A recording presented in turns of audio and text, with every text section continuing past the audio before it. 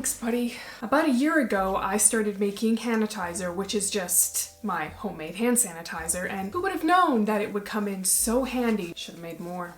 I'm Hannah. Welcome back to the channel. On Wife Without Kids, we talk all about the child-free life, and this is a supportive and non-judgmental community for those of us who've made the choice to not have any children. I am so happy that I never have to decide my child's name. Now, I think people think, oh, choosing a name would be so fun, but it's kind of a big responsibility if you think about it, because the kid has the name for their entire life. So what if they don't like their name? I guess most families give their child a second name, so if they really don't like the first name, sometimes kids will go by their second name, but picking a name seems overwhelming. It seems kind of daunting, actually. First off, you and your partner have to actually agree on the name. You know how sometimes a name has like a negative connotation with someone that you've known in your past? So you wouldn't want to name your kid that because then you're always remembering the person of the past when you say your kid's name. And then if you do find a name that you agree on, you have to think, okay, now does this name rhyme with anything weird or gross or inappropriate? Because you know that other kids are going to figure that out pretty quick.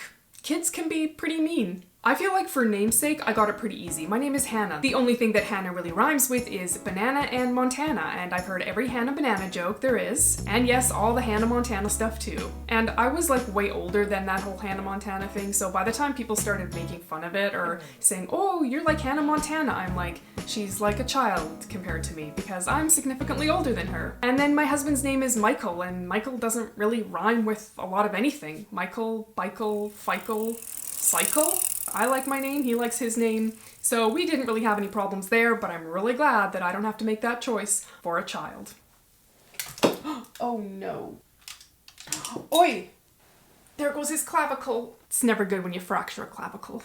Just have to set that there and hopefully we'll glue it later. Number 2 is super controversial, and so I'm actually not going to spend that much time on it. Vaccinations, whether or not to vaccinate your child. Don't come for me, don't come for me. I'm vaccinated, my husband is vaccinated, you know, we're okay with being vaccinated, but to make the choice to vaccinate your child, especially in today's day and age and all the things that are going on in society and with the economy right now, it is kind of a touchy subject, and so we're not really going to go there, but I am going to mention I'm really, really glad that I don't have to make that choice because I don't really like controversial things. I mean, I talk about child-free, which is kind of controversial, but like vaccinations is the next level. So after you've vaccinated or not vaccinated your child, you're gonna have to send them to school somewhere. What do you do for school? My husband and I kind of have a mix. Between the two of us and what we've experienced, we've done private school, public school, and correspondence or / homeschool. My husband actually did his grade 11 and 12 year correspondence so that he could pursue music because that's really what he was interested in doing. When I was young, I literally didn't know anybody that was homeschooled except for 1 or 2 kids, and now it's super popular. I mean, it's super popular in Canada. Tons of my friends homeschool their kids and they have all these little programs that they do outside of just doing school at home. Personally, I really liked going to school. I thought it was fun. I liked being around my friends. Let me know, were you homeschooled, public school, private school? Leave it down in the comment section below. Just kind of curious. We'll take a little unofficial poll. Let me know how you were schooled. Here's the thing with that though. If you start one way and you decide, okay, it's not really working, at least you can switch and do something else. I mean, it is hard for kids because they make friends, but then they say kids are really adaptable too. I'm glad I don't have to make this choice either. The next decision I never have to make because I'm never going to have a child is how to discipline your child. Oh, I think this is probably controversial. Do you discipline? Do you not discipline? There's plenty of parents that don't discipline. I believe in discipline. I think it's a good thing. I mean, within reason, and obviously there's certain types of discipline that are appropriate and certain types that aren't appropriate. My sisters have often told me the type of discipline that works for one child does not work for another child, so I guess you can kind of have an idea in your head of what you want to do, but when it comes down to it, you might have to change your mind or try something else. Here's a question. Would you accept pain-relieving medication during labor? That's another decision I'm not going to have to make. From what I've been told, natural childbirth is the better way to go because you're more in tune with your body and being able to go through the whole labor experience. But let's be honest, having a kid's no picnic. It's painful. My friends tell me stories of things that happen down there that are probably not supposed to happen. I had one friend, she had like this horrific story and she did everything natural. And I was horrified when she told me her story. I would have been screaming for the drugs. I'd like, pump it in me, man. Some women are so strong. The thought of childbirth is frightening to me, honestly.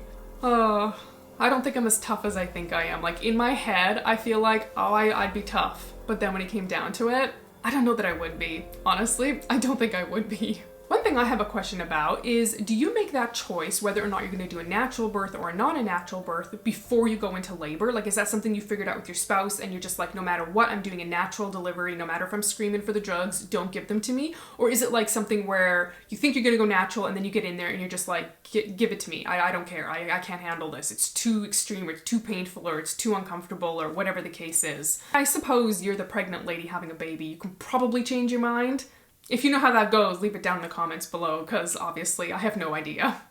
How do you decide what their curfew is? I never had a curfew. I don't think my husband ever had a curfew. Like, if we went out with friends, we would let my mom know. This was even before the age of cell phones. We would just say, okay, I'm gonna be home at approximately this time. This is who I'm going with. And then we just took off in the car and just showed up as close as we could to curfew. Like, I didn't try to like break my promise or anything, but my mom was never like, you must be home by this time or you must be home by that time. I never had that. What would be considered an appropriate like lateness that your kid could come home at? Lateness probably isn't a word either.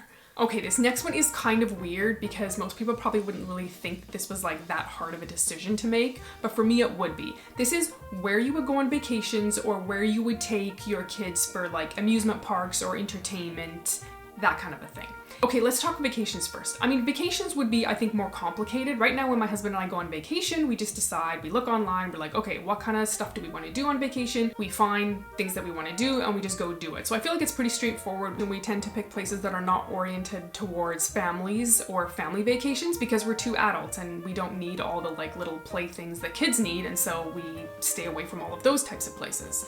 So if you had kids, you would obviously have to say, okay, well, kid's gonna need something a little more interesting maybe than what adults need, and so your vacation would be a little bit different because your vacation would be geared more around what would your child enjoy, what would your child like to do, what would be safe for your child to do, what kinds of activities are more geared towards children, and that's obviously appropriate if you have kids. I once took my niece to Chuck E. Cheese. I didn't really know what it was, but she had said for her birthday she really wanted to go to Chuck E. Cheese. So if you don't know what Chuck E. Cheese is, it's basically like an amusement park for children, except it's indoors and it's not as big as like an outdoor amusement park. And because I love my niece, I stayed there. We went up to the counter, we gave our money, we got our coins, and I really wanted to disinfect the coins before I gave them to my niece, but I also didn't want to embarrass her and be the freak aunt that was like, let me get out my sanitizer. And then at some point in time while the kids are playing, this like mouse rat thing comes out. No, I don't think it's a rat. I think it's a mouse. And then all the kids like go run, scream to it, and then they like go touch it and hold it, and then they all sing songs, and yeah, it's just a germ fest is what it is. I'm a germaphobe. Speaking about it right now is making me want to like hand sanitize again. Like, if you were to take your kids to McDonald's, would you let your kids play in the play place? To me, all I can think about is like the germs and the grossness in the play place. And I would just be like, no, my kid's not playing in the play place. You know, she had a lot of fun and it was fun watching her. But if I was a parent, I don't know, I just feel like I would have such a hard time letting my children play in places like that. Like, I know they have to build up their immune systems and you can't like shelter them from like dirt, but I would rather stick my kid out in like a garden or grass somewhere and have them like play in that than take them someplace where there's like lots of other kids. I don't think I would be a very fun parent. I'd be like the parent that was the killjoy. My kid just want to go play on everything and go have fun, and I'd be just like, germs, honey, germs. It's a good thing I'm not having a kid. Although I do feel like I'm okay with outdoor stuff. Outdoor play equipment to me just seems not as bad. Plus, I could bring my little Lysol wipes. I could just like wipe down the seat of like the swing before I stuck them on the swing. I mean, there's a way around everything. That's what those huge mom purses are for. They're to keep sanitizer wipes in there.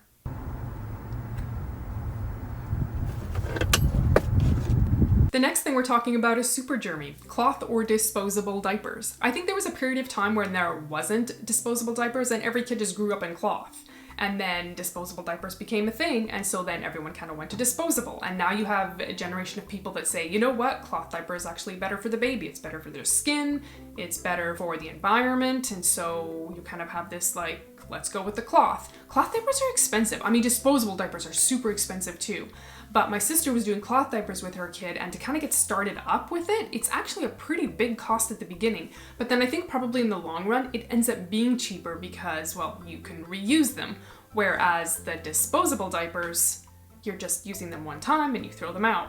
I don't know, the convenience of disposable diapers, I would be like, yeah, let's totally just do what's convenient. But then maybe if you're on a budget or you're more thinking about the environment and you want to be more environmentally friendly, or just you don't want to put disposable diapers on your baby because you don't really know what they're made out of, then cloth diapers is more the way to go. But again, I don't know. I'm I'm 50-50. I can see why people would do both. Not a decision I have to make because I'm not having any kids.